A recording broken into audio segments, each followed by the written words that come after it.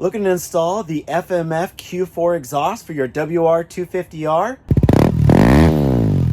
Well, look no further. My buddy Adam is going to show us step by step on how to install this. So like any modifications on a bike or a car or anything, it's not just as simple as swapping one piece out, especially on the WR250. If you want to get the most out of the aftermarket exhaust, there's a couple of other things that we have to do. Now, one of those is called an Exup Emulator. Now, this is from 12 O'Clock Labs. I got it all kind of as a kit when I bought the exhaust.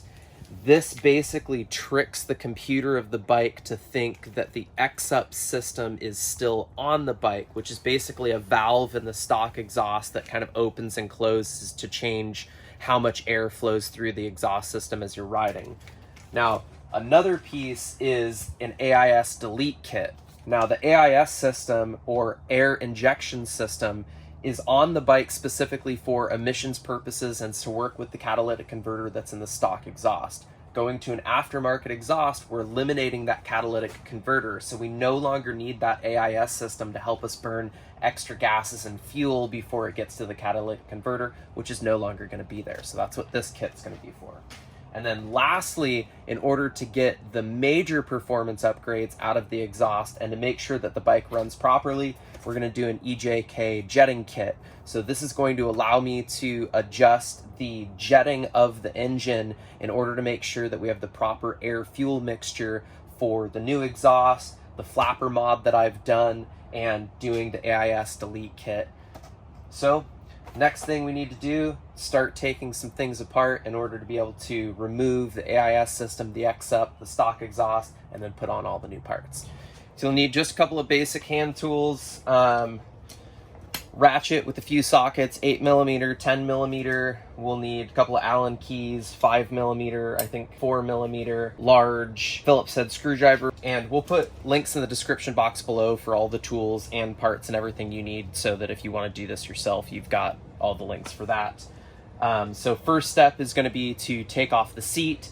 Then we're going to remove all of the fairings. Then we'll start working on removing the Exup system and the exhaust. Then we'll remove the AIS system, and then we've got to pop off the gas tank in order to be able to do the jet kit. So again, start off with the seat.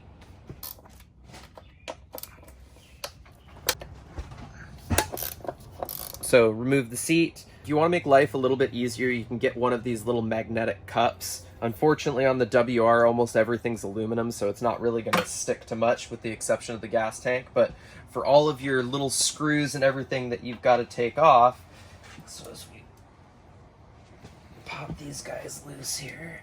That's the Loctite we put on. It is the Loctite that we put on. Here's a good review for Loctite. Yeah, for sure. For sure.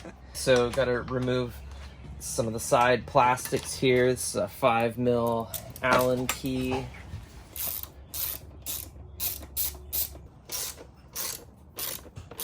So you can see this plastic doesn't just come out easy. There's a little nub right down here that if you reach in from the back side and just press up, it just slides right off. So that's the little nubbin right there.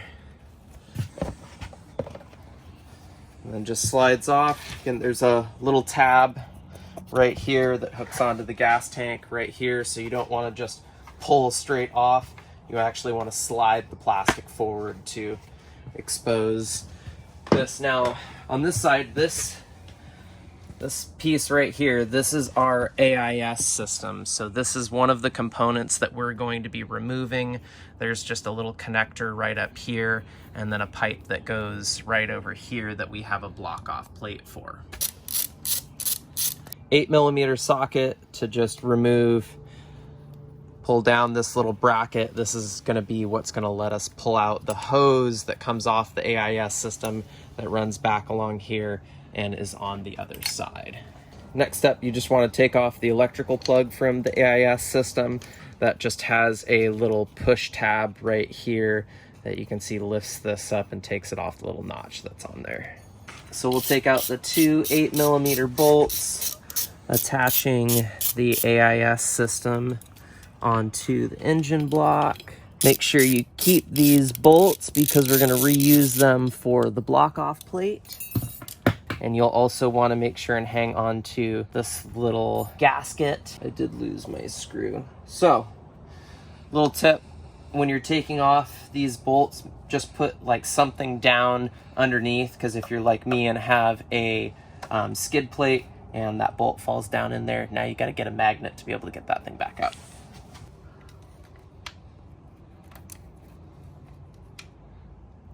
Just like that. Another handy dandy tool, this is made by a company called Labor Saving Devices, called a wet noodle, that you can bend and move however you need to with a little magnet on the end. Very, very handy. Link for that in the description box below. Continuing to take off the AIS system, there's a hose that comes around that you'll just take a pair of pliers and you'll literally just slide that hose off. Now, we pop open our Graves block off kit. That's what this little deal is for.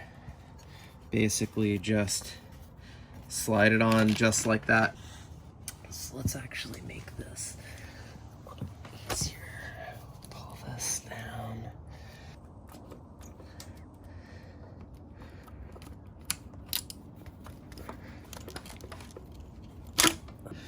Gives us a little more wiggle room to get this guy off of here.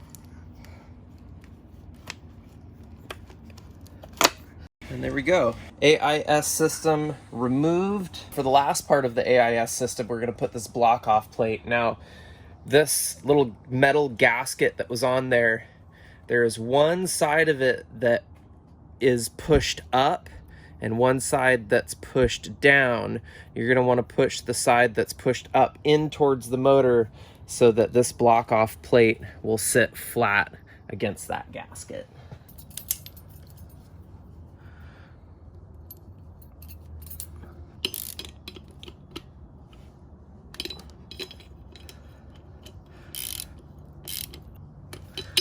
All right, AIS system has been deleted. So I'm gonna wrap this connector in some electrical tape, and then I'm basically just going to fold it back in on itself and zip tie that so that it's out of the way, won't get damaged, and then we don't have to worry about it anymore. This right here, this is the Exup system. So there's two silver pipes that come off of it that actually have cables running through it that run over to the other side on the exhaust. So this is one of those pieces that we're going to take off. Two 8mm bolts.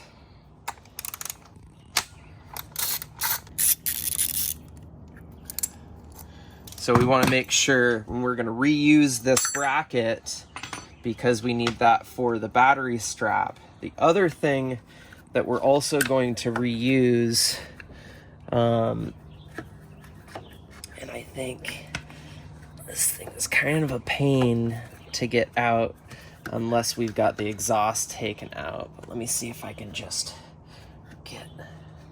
So there's two of these little metal bushings. We'll reuse these when we put the bracket, the battery bracket back on, because otherwise the bolts are going to be too long. So you make sure and keep a hold of those. And those bushings just came out from... Those bushings just came out of these little rubber grommets right here, and I just pushed it out the back side. So we've got one more on this other side here. So there's that other bushing. And then, let's see, can I get this? There we go. So this plug, which we've got another little press tab here. If we come in with our flat blade to help work it out. This is where our Exup Emulator is going to plug into. So we just take our little Exup Emulator, plug it right in until it clicks down, and that part is done. So this little emulator will basically convince the computer of the bike that this Exup system is still in place, and that way it doesn't set off the check engine light. All right, so now for the fun part. take off this exhaust. Now, one of the benefits to changing out the factory exhaust is that the factory exhaust is incredibly heavy, like it's almost 11 pounds. So the new Q4 exhaust is 5 pounds. So you're removing quite a bit of weight. And, you know, I've seen on a couple of different forums and in places where people say for every 8 pounds that you remove, you're gaining like 1 horsepower. So just by removing the AIS system, the Exup system, and the factory exhaust and putting in the aftermarket exhaust, we're basically going to be taking off about that same amount of weight. So not considering the performance upgrades that we're getting, just taking off that weight is going to give us the feel of a little bit more power too. So I'm just using that 5mm Allen key that we use to be able to take off all of the plastics to remove the factory heat shield. Now, the one thing that I'm slightly disappointed is that the aftermarket exhaust doesn't have the ability to use this factory heat shield, which I kind of like the heat shield for when we're going to be going on our camping trips. It kind of protects everything a little bit more. Same thing when I have my wife riding on as a passenger, which we don't do that often, but when we do it, you know, I'm going to have to make sure that she's more aware that there's a chance she can burn herself on the exhaust. But when riding with the proper safety equipment, that shouldn't really be a problem. Okay, heat shield is off. I need to shoot a video on it, but a really good solution for when you do have an FMF pipe now and you don't have a heat shield is the Wolfman heat shield. I've got one on my WR. I need to shoot a video and show you guys, but I've got saddlebags and it sits right on top of it if I didn't have that Wolfman. So again, I'll put the link down below for you guys so you can check it out. So next step is we're going to take off this little cover. Okay, and so just with your same 5mm Allen key,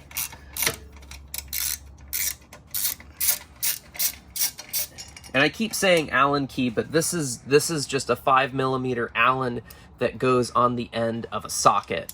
I find it's a little bit easier. I do have my Allen keys that are part of my tool kit that I use when I'm on the trail, but when working from home, this definitely makes things quite a bit easier. Okay, so this little system, this is the valve that holds inside the exhaust that opens and closes to allow more or less air to come through. So we're going to loosen up these nuts right here to give us some room to be able to take these cables out. So this is a 10mm.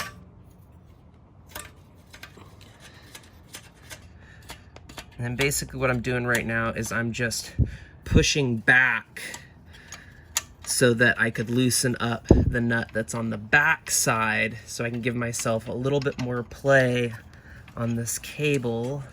Now, I've seen other videos where people will cut these cables or they'll take out this top nut and take the whole valving system out. I didn't really want to do that, just in the event that like I decide to return the bike back to stock, or if I sell it and the next owner wants to return it back to stock, you know, I want to leave all of this stuff in place so that I can do that. Okay, so we've got one disconnected now. I'm going to go ahead and get this other one, if I can come back, loosened up. Now I should be able to rotate that. Okay, so both wires are now completely disconnected. That should allow me to remove the Exup system. And so again, this thing feels probably like a pound onto itself. So that's some more weight savings right there. Probably about another pound right here. So 2 pounds between the AIS system and the Exup system. I'm gonna add these to my box of factory parts that are no longer needed. Now the next step is to remove this bolt right here and this bolt right here, and the whole exhaust should just come right off. 12mm socket. Now this bolt we actually won't be reusing. There's a new bolt that came with the new exhaust that we'll be using right here that's a little bit shorter. This bolt, however, we will be reusing. So, which is also a 12mm.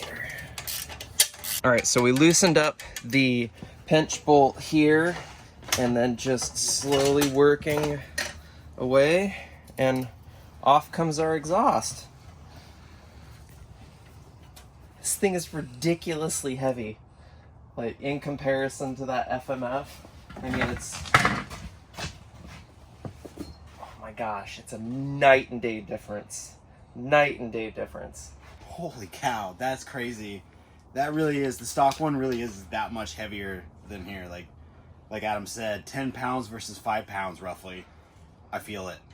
So we're just loosened up these two 12mm nuts right here on the header so that the header can move, and that's going to make it a little bit easier for us to get the new exhaust all joined back together. When using the factory header, there's this little mid-pipe sleeve that slips into the exhaust and then slips over the header. So we're going to put a bead of high temp silicone on here, slip it inside the exhaust, put another bead of high temp silicone inside here, so then when we couple it with the header, it'll just make a nice seal.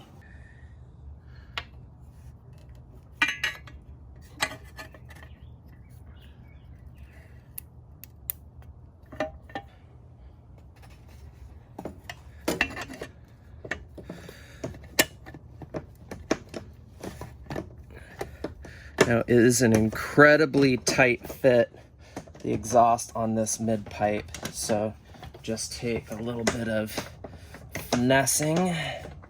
Your bolt hole right down here on the exhaust is going to line up, and then your bolt hole right up here is going to line up.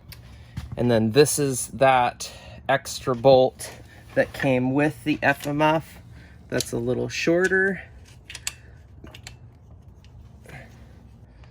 But that's not long enough. What the hell, FMF?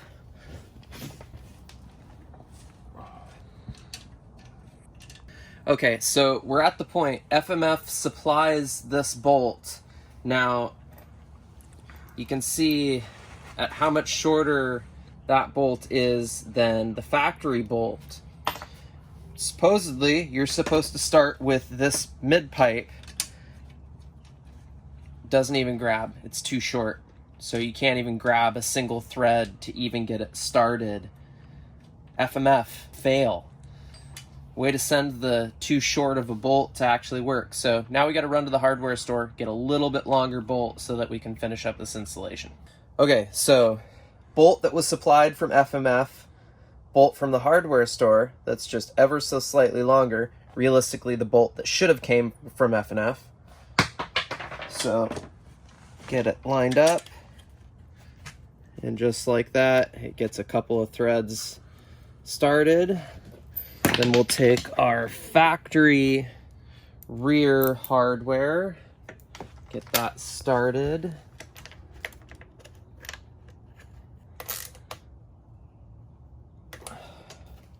Okay, got the rear snugged up. Center almost snugged up. Let's snug up the header.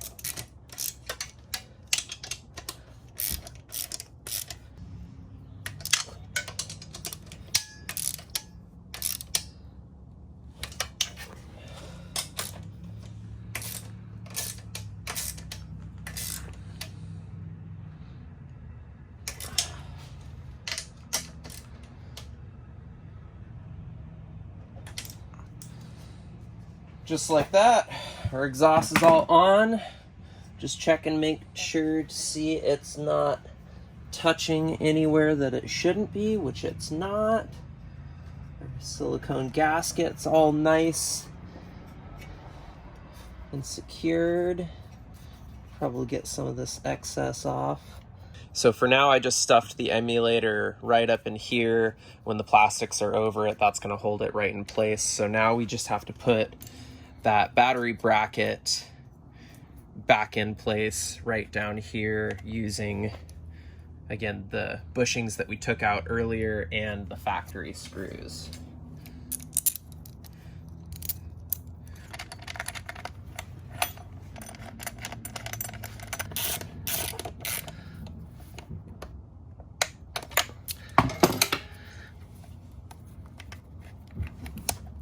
Here we go. Now our battery is nice and secure in place. I tell you what, removing that little Exup definitely made it easier to access the adjustments on the suspension. Now, we did another video on how we adjusted my suspension, link right up here if you want to check that out. It's super easy to do and definitely necessary for every single rider to adjust the suspension for your weight and riding style.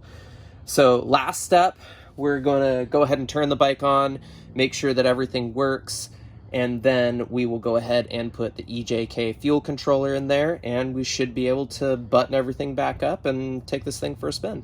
All right, so here's a sound test of what the bike sounded like stock.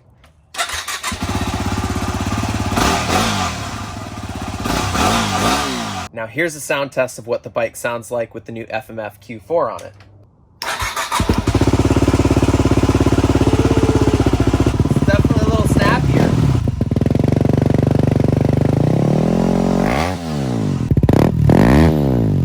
Okay, so as you can hear, there's a little bit of like poppy snappiness to the exhaust. That's going to be taken care of a little bit more and settled down by the EJK fuel controller, because now we're probably running even leaner than we were before, since we're bringing in more air from the flapper mod and more air out of the exhaust. The fuel controller is going to let us give the bike a little bit more fuel, run at the perfect mixture. Okay, so earlier I mentioned another modification that I did called the flapper mod, where I basically remove this little guy that goes right here and has this little air hose that goes onto here, which I put a little plug in the end of that air hose. This twists, pops out, and then there is a little flap right inside here that I use some double-sided tape to glue down. So this allows this basically snorkel to always remain open, and then I just took some extra little foam that I inserted into here to kind of help reduce the amount of dirt and debris that gets sucked in, and I can take this out when I clean my actual air filter. And this basically is just giving us a little bit more air to flow in, just like the new exhaust is going to give us a little bit more air to flow out. And that is one of the things that the EJK fuel injector kit is going to allow us to program for, is the fact that we have a little bit more air coming in and a little bit more air going out, which means we need a little bit more fuel. Link to this video right up here. Okay, so now I just got to remove this side plastic so that I can take the gas tank off and access the injector port so that we can plug in the EJK controller. So you'll need a 10 mil to take this off. I'm just using a wrench here because it's too difficult to get a socket in here. Just like on the other side, there's that little tab on the gas tank, so make sure you slide that plastic forward and not towards yourself. 3 5 mil Allens holding the gas tank on. And then one more right up here. All right. Now, the connector that we want to get to is this gray one right here. So that's the injector right down here. So now there's multiple different places that you can locate the EJK programmer, but you want to put it in a place that's going to be easily accessible so you can make any adjustments or modifications as you're riding. I'm going to keep it tucked in right here. So now what I'm going to have to do is feed these guys in. Okay, let's get the fatter one to go through first. Okay, so now what you're going to do is you're going to take the black one and click it into the factory, and then take the new gray one and click it into the injector.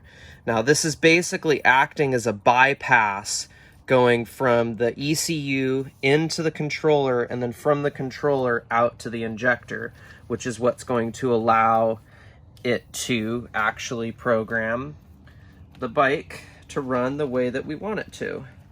And then I'm basically just going to take this excess wiring and I'm going to zip tie it in here and then leave the rest of the excess here underneath the seat. And then last thing that we have to do is attach this ground wire into the ground on the battery terminal. So I'm going to go ahead and button up the gas tank back in place. So just putting in the ground wire onto the ground terminal on our battery. Okay, so in order to see any lights come on the EJK, you have to fire the bike up. Now, if you go to EJK's website for the WR250R, they have a list of all of the adjustments based on what modifications you've done to the bike. So we're gonna go to alternate stage 1 setting for FMF Q4, stock header, airbox flapper removed, and stock foam air filter. So we need to make sure that first stage green is set to 3, yellow is 2.5, red is 0.5, green blue is 4.5, yellow blue is 3.5, and red blue is set to number 2. Okay, so now we know our green mode is set to 3, yellow is set to 2.5, red is set to 0.5, which is the rapid flashing, green blue is 4.5, yellow blue is 3.5, red blue is set to 2. So now we're set exactly where we need to be for the modifications that are on this bike. So now that that's set up, I'm just going to clean up the wiring, get all the plastics put back on, and then we should be able to take it for a test ride. All right, everything's installed. We're all buttoned up. Now to take it on a little test ride on my trails in the woods here and see if it makes a difference. See if that money was well spent.